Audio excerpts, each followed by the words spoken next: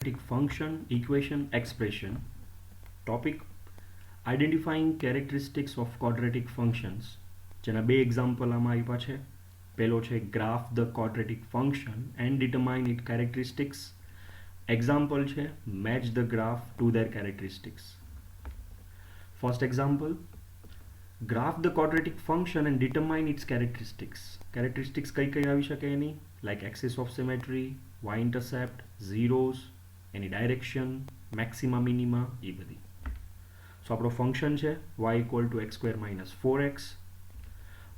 First of all આપણે એક table બનાવશું કે જેની અંદર બધી એક્સની વેલ્યુને વાયની વેલ્યુ કરીને પછી આપણે ગ્રાફિંગ કરશું. And then determine its direction, vertex, zeros, axis of symmetry, એ બધું. સો એક્ઝામ્પલમાં એક આપણે પોઈન્ટ લીધો છે જે એક્સ ઇક્વલ ટુ 0 છે, વેલ્યુ લીધી છે એક્સની. આપણો ગ્રાફ છે actually y equal to x square minus 4x, જેમાં આપણે x ઇક્વલ ટુ 0 ને પ્લગિંગ કરશું. પ્લગિંગ મીન્સ લાઇક સબસ્ટિટ્યુટ વેરિયેબલ કહેવાય, જેને વેરિયેબલની જગ્યાએ આપણે કોન્સ્ટન્ટ વેલ્યુ મૂકીએ અને પછી જોઈએ કે ગ્રાફમાં શું આપને ફેરફાર થાય છે. સો આની અંદર આપણે x ઇક્વલ ટુ 0 જ્યારે પ્લગિંગ કરશું આપણા ફંક્શનમાં તો 0 સ્ક્વેર માઇનસ 4 ઇન્ટુ 0 થઈ જશે. અને આમાં એકચ્યુઅલી એક રૂલ યાદ રાખવાનો છે. According to the order of operation, power are evaluated before products. Like તમારે પહેલા પાવરને ઇવેલ્યુએશન કરવાનું, લાઈક 0 સ્ક્વેરનું પહેલાં 0 થાય અને પછી તમારે 4 ઇન્ટુ 0 એટલે કે 0 થઈ જશે. સો બેનો આન્સર 0 જ આવશે અને y ઇક્વલ ટુ પણ 0 થઈ જાય અને આપણી પાસે એક કોર્ડિનેટ મળી ગયો x, y 0,0. સો આપણે ટેબલ બનાવીએ. એની અંદર મેં 5 વેલ્યુ લીધી છે, -2, -1, 0, 1 અને 2, અને એ પ્લગિંગ કરીને પછી વાયની વેલ્યુ જે મને મળે છે એ છે 12, 5, 0, -3, -4. એક્સ વાયના કોર્ડિનેટના ફોર્મમાં જોઈએ તો પહેલી વેલ્યુ થશે -2, 12, બીજો આપણો પોઈન્ટ થશે -1, 5, ત્રીજો 0,0, 1, -3 અને 2, -4. સો આપણે આ પોઈન્ટ્સ મળી ગયા છે. નાવ we will plot this point on a coordinate plane. Like આ બધા આપણા પોઈન્ટ છે, આપણું કોર્ડિનેટ પ્લેન છે, એની ઉપર આપણે પ્લોટ કરીએ. લાઈક પહેલો પોઈન્ટ છે -1, 5, 0,0, 1, -3 અને 2, -4. આ ઈ જ પોઈન્ટ છે જેમાં આપણે એક્સની વેલ્યુ પ્લગિંગ કરીને વાયની વેલ્યુ ફાઇન્ડ કરી હતી અને આપણે કોર્ડિનેટ એક્સ, વાયના ફોર્મમાં આપણે પ્લોટિંગ કર્યું છે. So we can start to see the left hand side of the parabola. Let's add a few more x values to the table to determine a more complete shape. Like આ બધી values extra છે જે આપણા right hand side પેરેબોલાને complete કરશે. Like x equal two 3, 4 અને 5 જ્યારે પ્લગિંગ કરશું તો yની વેલ્યુ મળશે આપને -3, 0 અને 5. સો સેમ 3, -3 કોર્ડિનેટમાં આપણે પ્લોટ કરવા માટે એવી રીતે લખીએ, 4, 0 અને 5, 5. સો આ બધાય પોઈન્ટ આપણી પાસે મળી જાય પછી ફૂલ આપણે બધાય પોઈન્ટને પ્લોટિંગ કરી અને જોઈએ લાઈક -1, 5 આ બધાય પોઈન્ટ્સ જેટલા છે એ બધાય પ્લોટ કરીને લાસ્ટમાં આપણે જોઈએ તો એક સ્મૂથ કર્વ મળી શકે. લાઈક એને આપણે ટ્રેસ કરીએ તો અને એ આપણો ગ્રાફ મળી ગયો. Like y equal to x square minus 4x તમારો પ્લોટ થઈ ગયો ગ્રાફ. સો પ્લોટિંગ પૂરું થઈ ગયું છે, ટેબલ બનાવીને પછી પ્લોટિંગ થઈ ગયું. નાવ હવે આપણે અલગ અલગ કાઇન્ડ ઓફ એના જે કેરેક્ટરિસ્ટિક્સ છે, લાઈક એક્સિસ ઓફ સિમેટ્રી એટલે કે જે વર્ટેક્સથી પાસ થાય અને પેરેલલ ટુ વાય એક્સિસ હંમેશા હશે. ઝીરો જેને કહેવાય એ કહેવાય ફંક્શન જ્યારે તમારું એક્સ એક્સિસને ઇન્ટરસેક્ટ કરે જે પોઈન્ટ ઉપર, એને કહેવાય છે ઝીરોસ. બે ઝીરોસ છે આમાં. અને વર્ટેક્સ જે છે એ એક એવો પોઈન્ટ છે કે જે હંમેશા જ્યાંથી ટર્નિંગ ઇફેક્ટ જોવામાં આવે ગ્રાફની, લાઈક ડાઉન જતો હોય તો અપ જવા માંડે. સો આપણી જે ડાયરેક્શન છે એ અપવર્ડ છે. ઝીરોઝ આપણી પાસે બે આપી દીધા છે, 0,0 અને 4,0. Axis of symmetry x equal to 2 અને વર્ટેક્સ છે 2, -4. Second example, match the graphs to their characteristics. 3 quadratic functions are graphed in the coordinate plane. A, B અને C ત્રણ અલગ અલગ ગ્રાફ છે એક જ સાથે દઈ દીધા છે અને આપણે એના મેચ કરવાની છે બધી એની કેરેક્ટરિસ્ટિક્સ. લાઈક ડાયરેક્શન બે હોઈ શકે, upward, downward. Vertex minimum maxima, upward હશે તો મિનિમા અને ડાઉનવર્ડ હોય તો મેક્સિમા. લાઈક ઉપર જતો હોય તો નીચેથી ઉપર જાય છે લાઈક મિનિમા અને ડાઉનવર્ડ હોય તો ઉપરથી નીચે આવે છે તો એને કહેવાય maxima.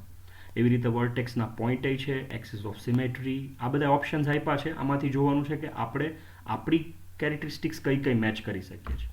Like first of all આપણે ડાયરેક્શન એન્ડ મિનિમા મેક્સિમા જોઈએ તો આપણા ગ્રાફની અંદર એ ગ્રાફ જે છે આપણો એની અંદર જોઈએ છે તો લાઈક એ અને સી બે મિનિમા છે.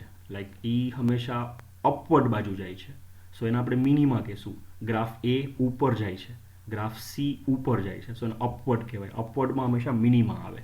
અને ગ્રાફ બી જે છે એ ડાઉનવર્ડ જાય છે, એટલે આપણે એને મેક્સિમા કહેશું. આપણી પાસે ઓપ્શન આવી ગયા, લાઈક ડાયરેક્શન આવી ગઈ છે એ બી સીની, અને મેક્સિમા મિનિમા પણ ખબર પડી ગઈ છે કે એમાં મિનિમા હંમેશા એક જ હોય.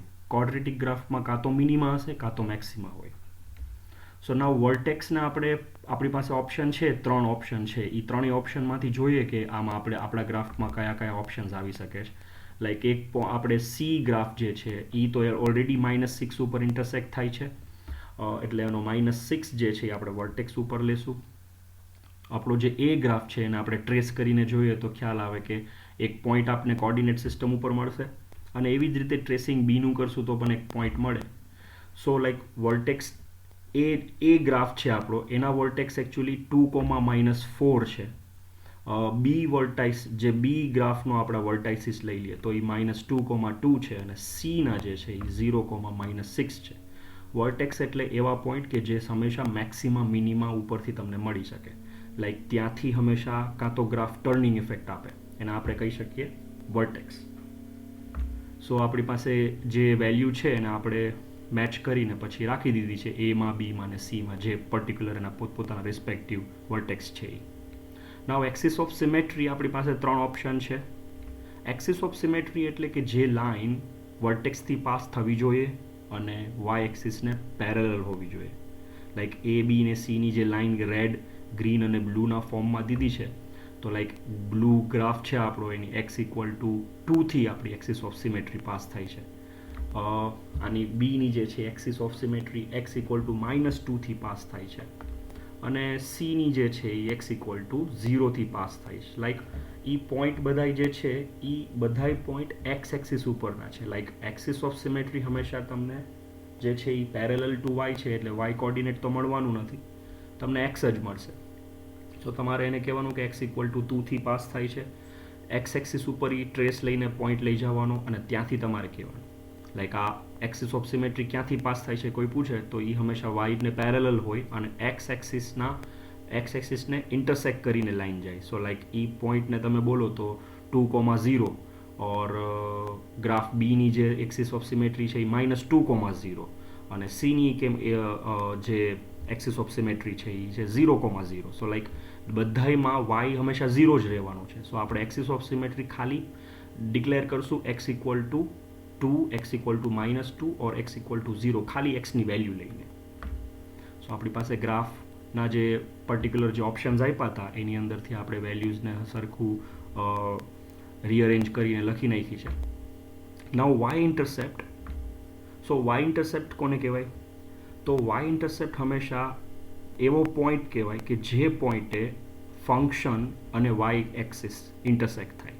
લાઈક સી છે એ -6 ઇન્ટરસેક્ટ થાય છે, બી જે છે ગ્રાફ એ વાય એક્સિસને -2 ઉપર ઇન્ટરસેક્ટ થાય છે, અને એ ગ્રાફ છે એ આપણો 0 ઉપર ઇન્ટરસેક્ટ થાય છે. સો વાય ઇન્ટરસેપ્ટ એટલે કે જ્યારે ગ્રાફ વાય એક્સિસને ઇન્ટરસેક્ટ કરે.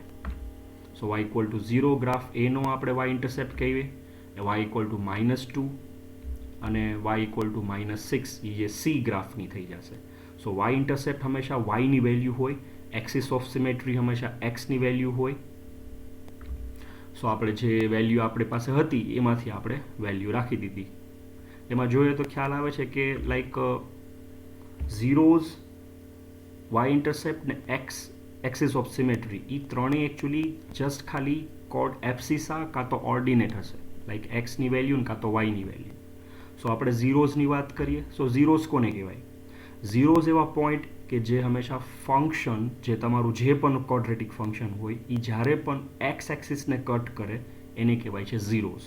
સો અહીંયા આપણે ગ્રાફ એ છે એમાં 4 અને 0 ઉપર ઇન્ટરસેક્ટ કરે છે. બી ગ્રાફ ઇન્ટરસેક્ટ કરે છે અને સી પણ ઇન્ટરસેક્ટ કરે છે, બટ આપણા ઓપ્શન્સ નીચે જે આપ્યા છે x=0, x=4 અને x=-6, એની અંદરથી તો ખાલી 0 અને 4 જ છે. લાઈક x=0 અને x=4 ઓબ્વિયસલી આપણા ફંક્શન્સ આપણા ઓપ્શન્સમાં છે, બટ લાઈક -6 છે એ કાં તો બીમાં અને સીમાં બેમાં નથી. So neither function b nor function c has 0 at x=-6, એટલે ઓપ્શનમાંથી આપણે એને ડિસ્કાર્ડ કરી નાખશું. સો લખી નાખીએ આપણે. લાસ્ટ આપણું ટેબલ બની ગયું. એમાં ઝીરોઝની વેલ્યુમાં એમાં આપણે લખશું 0 અને 4 ઉપર ઇન્ટરસેક્ટ થાય છે એટલે એના ઝીરોઝ છે. બી અને સીના ઝીરોઝ નથી એટલે એપ્લિકેબલ નથી. લાઈક લાસ્ટ સમરી એક ટેબલના ફોર્મમાં તમારી સામે છે, જેમાં કેરેક્ટરિસ્ટિક્સ બધી આપી છે, જેમાંથી આપણે મેચ કરીને આપણે આપણા આન્સર્સમાં લખી નાખી છે. ઓકે.